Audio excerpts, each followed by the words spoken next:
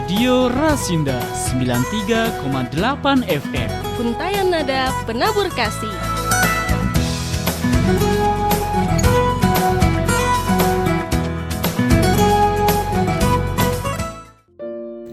Shalom, selamat pagi para pendengar setia Radio Rasinda dimanapun Anda berada. Kembali kami hadir dan menyapa Anda semua di dalam acara Renungan Agama Kristen. Baiklah, masih bersama dengan saya Fendi saat ini yang mewakili dari Majelis Gereja Kristen Jawa Kismorjo. Baiklah, saudara pendengar yang terkasih, sebelum kita membaca dan merenungkan firman Tuhan, baiklah kita berdoa meminta pimpinan Roh Kudus untuk mengajar kita pada pagi hari ini. Dan mari kita berdoa terlebih dahulu. Puji syukur kami naikkan kepada Tuhan Allah kami yang kami sembah di dalam nama Yesus Kristus. Kembali Tuhan, kami saat ini hendak mendengarkan dan juga belajar firman Tuhan melalui siaran radio ini. Kami berdoa supaya Tuhan menolong kami saat ini untuk kami boleh mengerti kebenaran firman Tuhan. Dan kami mempersilahkan Roh Kudus untuk membuka hati dan pikiran kami supaya firman yang Engkau ajarkan kepada kami pada saat ini itu mengubahkan hidup kami Tuhan. Dan kami mempersilahkan Engkau Tuhan saat ini untuk berbicara kepada kami. Mari Allah Roh Kudus, Engkau yang mengurapi kami pada saat ini. Dan di dalam nama Yesus Kristus kami telah berdoa dan mengucap syukur. Amin. Saudara pendengar dimanapun Anda berada, bacaan untuk firman Tuhan pada pagi hari ini terambil di dalam kitab Injil Yohanes pasal 10 ayat 22 sampai 39. Yohanes pasal 10 ayat 22 sampai 39. Akan saya bacakan untuk satu perikop ini. Yesus ditolak oleh orang Yahudi. Tidak lama kemudian tibalah hari raya pentahbisan Bait Allah di Yerusalem. Ketika itu musim dingin, dan Yesus berjalan-jalan di Bait Allah di Serambi Salomo. Maka orang-orang Yahudi mengelilingi dia dan berkata kepadanya, "Berapa lama lagi engkau membiarkan kami hidup dalam kebimbangan? Jikalau engkau Mesias, katakanlah terus terang kepada kami." Yesus menjawab mereka, "Aku telah mengatakannya kepada kamu, tetapi kamu tidak percaya. Pekerjaan-pekerjaan yang kulakukan dalam nama Bapa-Ku, itulah yang memberikan kesaksian tentang Aku. Tetapi kamu tidak percaya, karena kamu tidak termasuk domba-dombaku. Domba-dombaku mendengarkan suaraku, dan Aku mengenal mereka dan mereka mengikut Aku. Dan Aku memberikan hidup yang kekal kepada mereka, dan mereka pasti tidak akan binasa sampai selama-lamanya. Dan seorang pun tidak akan merebut mereka dari tanganku. Bapa-Ku yang memberikan mereka kepadaku lebih besar daripada siapapun, dan seorang pun tidak dapat merebut mereka dari tangan Bapa. Aku dan Bapa adalah satu." Sekali lagi orang-orang Yahudi mengambil batu untuk melempari Yesus. Kata Yesus kepada mereka, "Banyak pekerjaan baik yang berasal dari Bapa-Ku yang kuperlihatkan kepadamu.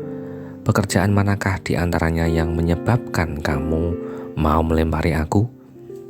Jawab orang-orang Yahudi itu, "Bukan karena suatu pekerjaan baik maka kami mau melempari engkau, melainkan karena engkau menghujat Allah, dan karena engkau, sekalipun hanya seorang manusia saja, menyamakan dirimu dengan Allah." Kata Yesus kepada mereka, "Tidakkah ada tertulis dalam kitab Taurat kamu, Aku telah berfirman, kamu adalah Allah?" Jikalau mereka kepada siapa firman itu disampaikan disebut Allah, sedang kitab suci tidak dapat dibatalkan, masihkah kamu berkata kepada Dia yang dikuduskan oleh Bapa dan yang telah diutusnya ke dalam dunia, engkau menghujat Allah? Karena Aku telah berkata, Aku anak Allah. Jikalau Aku tidak melakukan pekerjaan-pekerjaan Bapa-Ku, janganlah percaya kepadaku. Tetapi jikalau Tetapi jikalau aku melakukannya dan kamu tidak mau percaya kepadaku, percayalah akan pekerjaan-pekerjaan itu, supaya kamu boleh mengetahui dan mengerti bahwa Bapa di dalam aku dan aku di dalam Bapa. Sekali lagi mereka mencoba menangkap dia, tetapi ia luput dari tangan mereka. Saudaraku, ini adalah satu perikop di mana sang penulis, yaitu Rasul Yohanes, mengisahkan tentang bagaimana orang-orang Yahudi sekali lagi bertanya tentang kepribadian Yesus dan juga tentang jati diri Yesus yang sebenarnya. Dan pagi ini di dalam perikop ini kita akan memberikan tema, yaitu Yesus dan Bapa adalah satu. Saudaraku, kalau kita tadi baca dari ayat 22, maka kita akan mengetahui bahwa latar belakang daripada perikop ini itu terjadi di dalam Bait Allah di Yerusalem pada waktu itu. Tentunya kalau kita membaca kitab suci, kita akan tahu bahwa posisi Yesus pada waktu itu adalah seorang rabi atau guru.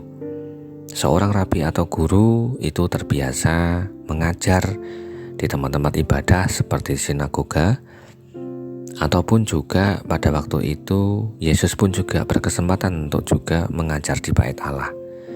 Karena Yesus yang kita tahu itu memang seorang guru atau rabi, atau kalau dalam bahasa Ibraninya itu adalah Rabi Yesua, seperti itu.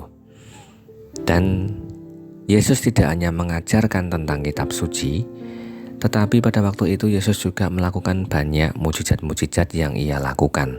Dan bahkan banyak orang-orang Yahudi Israel yang pada waktu itu hidup sejamannya, banyak yang melihat maupun juga mengalami mujizat-mujizat Yesus itu.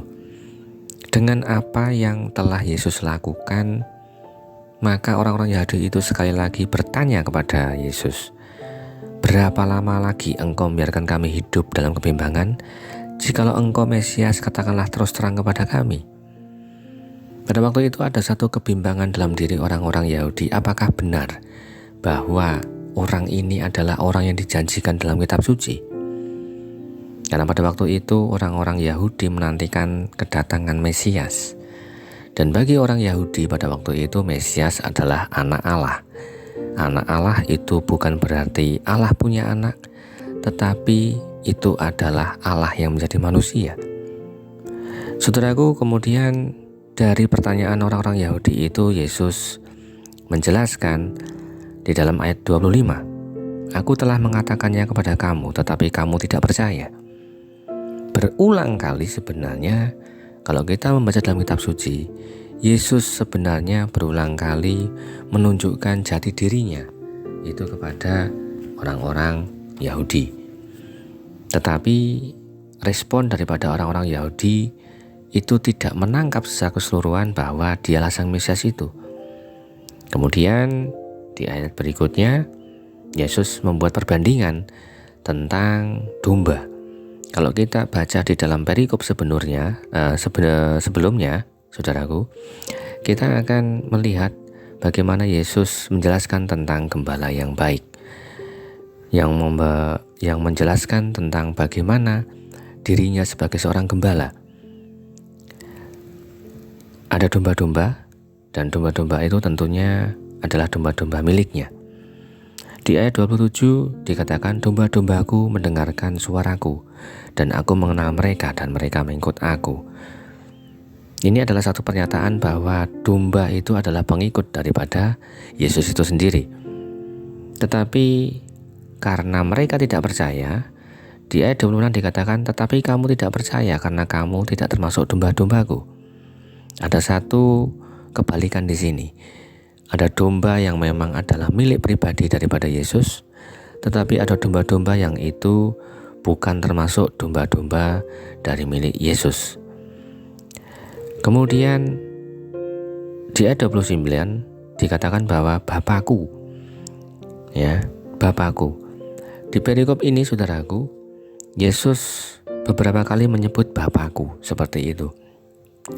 Salah satu kata yang sebenarnya ini memiliki makna yang dalam. Ketika Yesus menyebut Bapakku, itu berarti menunjukkan satu relasi yang sangat dalam. Ada satu kedekatan yang sangat intim antara Yesus dengan Bapa itu sendiri. Kemudian ayat 30 di situ dikatakan bahwa aku dan Bapa adalah satu. Ini menarik. Aku dan Bapa adalah satu. Lantas Bapa itu siapa? Seperti itu. Kita akan bahas di sini, saudara yang terkasih. Di ayat 31 itu ketika Yesus menyebut aku dan Bapa adalah satu, orang-orang Yahudi itu marah dan mau melempari Yesus. Kemudian kenapa kok mereka marah?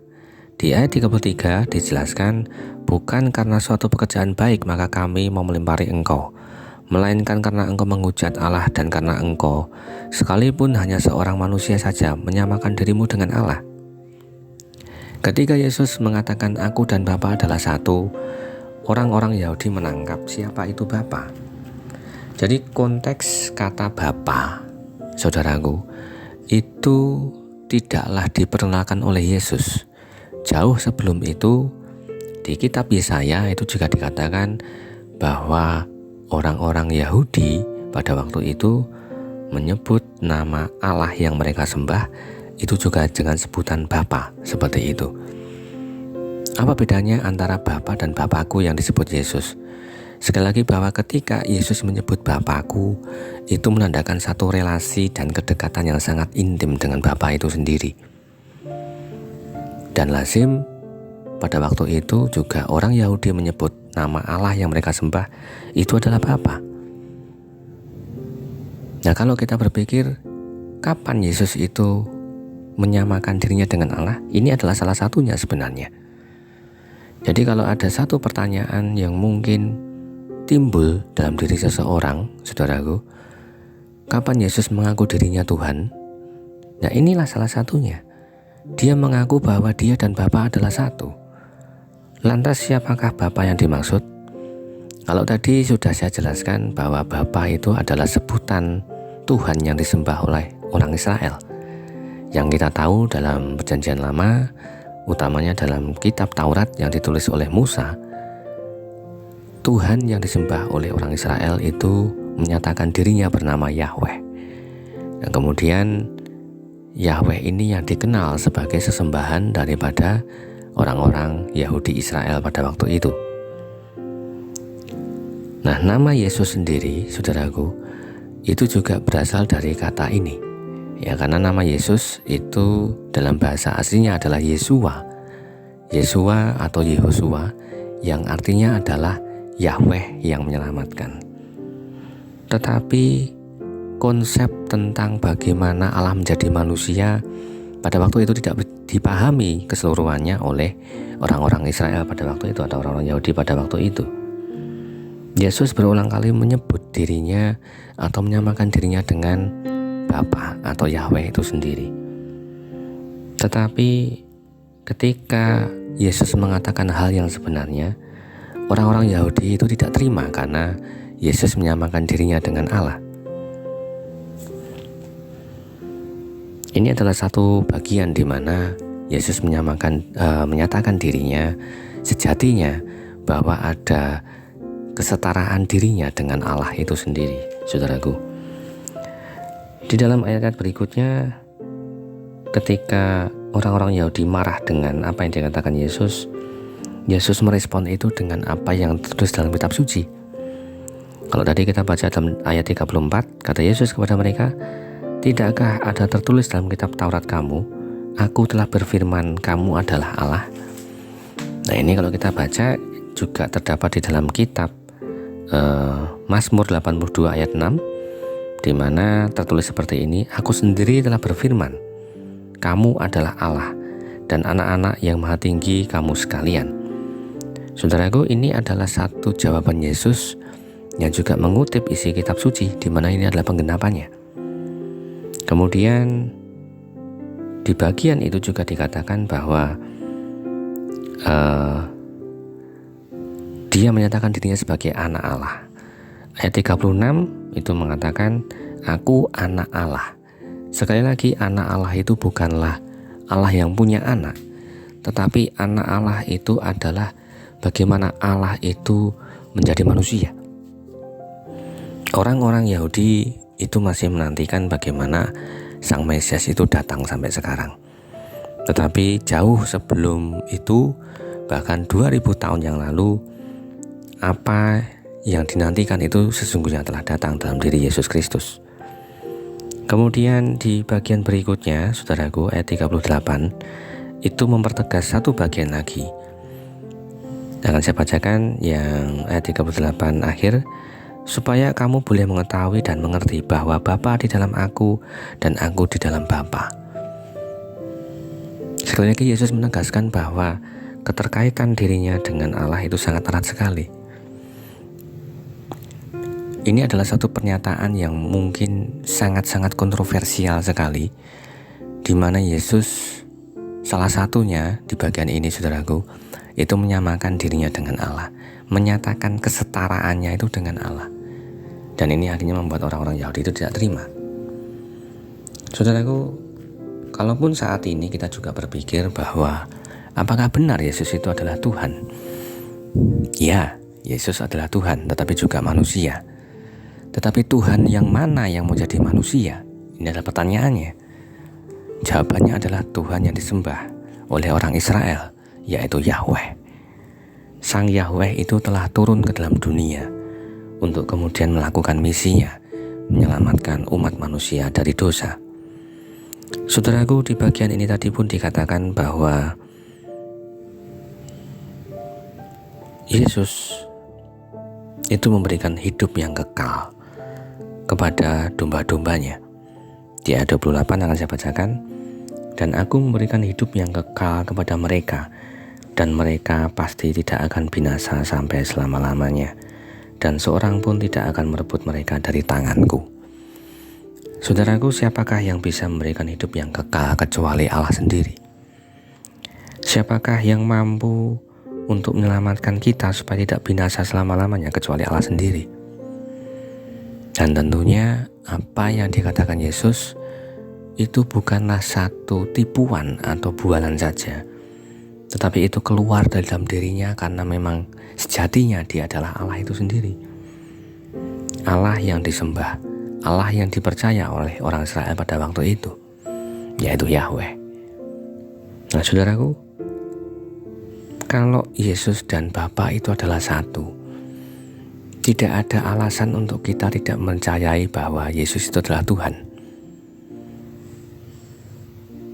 Ini sesuatu yang sebenarnya fakta yang kita baca dalam perikop ini. Yesus adalah Tuhan. Salah satu pernyataan di mana dia mengatakan aku dan Bapa adalah satu. Yesus tidak pernah menyatakan dirinya akulah Tuhan, tidak. Tetapi Yesus menyampaikan kepada orang-orang Yahudi siapa dirinya. Itu juga Yesus menyampaikan itu karena bagaimana cara pandang orang Yahudi tentang Allah itu sendiri. Kalau kita berpikir, lah kalau Yesus Tuhan, kenapa dia tidak langsung saja mengatakan akulah Tuhan? Oh, tidak. Cara Yesus untuk menyampaikan siapa jati dirinya itu tentu saja disesuaikan dengan cara berpikir orang Yahudi dan bukan cara berpikir kita saat ini. Saudaraku, kedatangan Yesus tentu saja untuk menyelamatkan kita dari dosa. Poin pentingnya adalah bahwa kalaupun kita boleh percaya kepada Yesus yang adalah Tuhan itu sebenarnya adalah pemberian dari Bapa. Kita akan baca 29, Bapakku yang memberikan mereka kepadaku.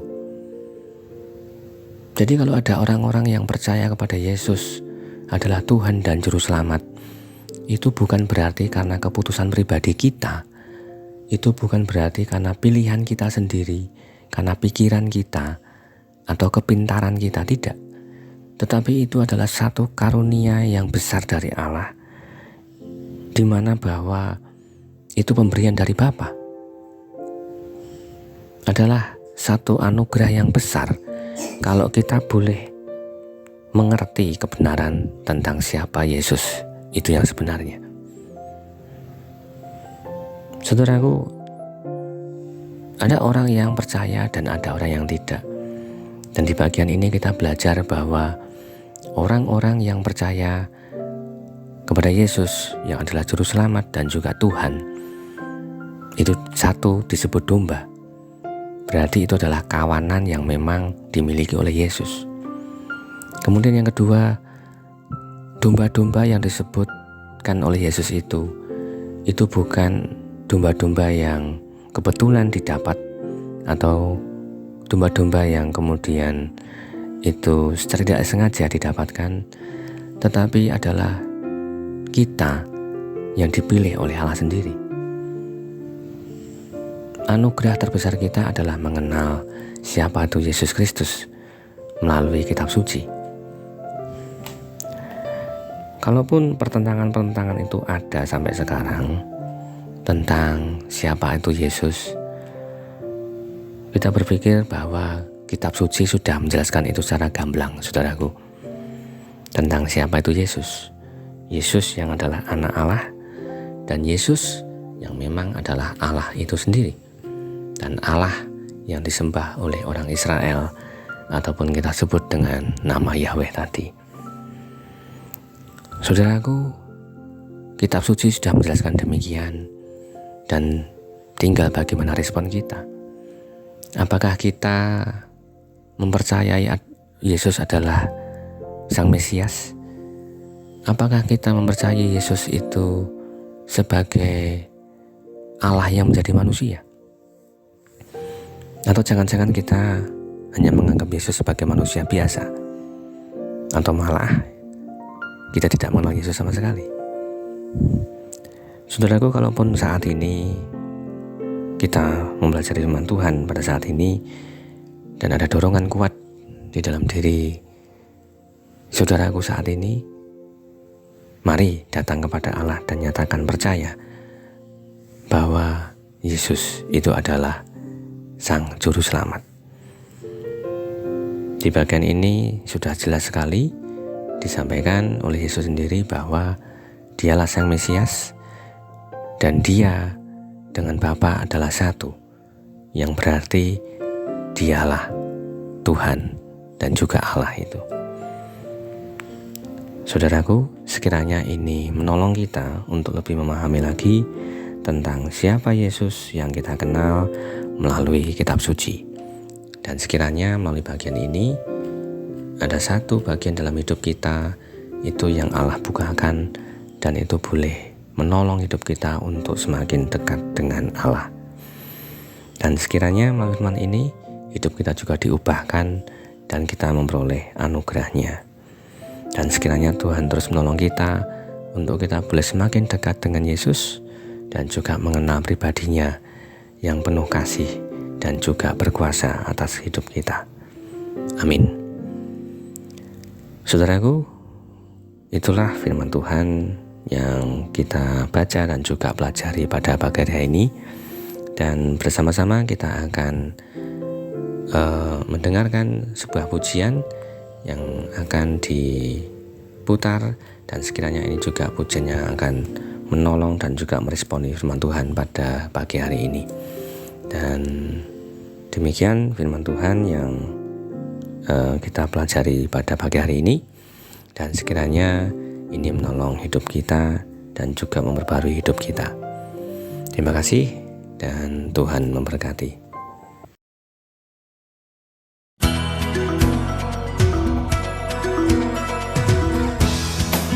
Radio Rasinda 93,8 FM. Untayan Nada Penabur Kasih.